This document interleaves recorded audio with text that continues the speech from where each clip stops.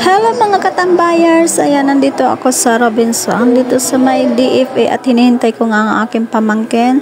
So ayan nga, magkasama na kaming dalawa ngayon at habang siya ay nakapila ay ako naman ay bumibili ng aming makakain at siya nga daw ay nagugutom na.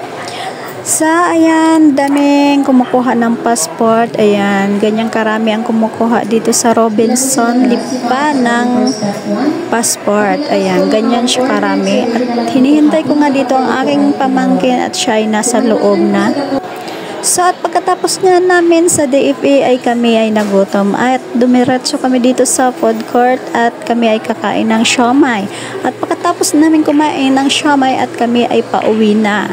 So, ayan nga, kami ay nandito na sa labas ng Robinson, naghihintay ng aming masasakyan. So, hanggang dito na lang. Thank you so much sa inyong lahat.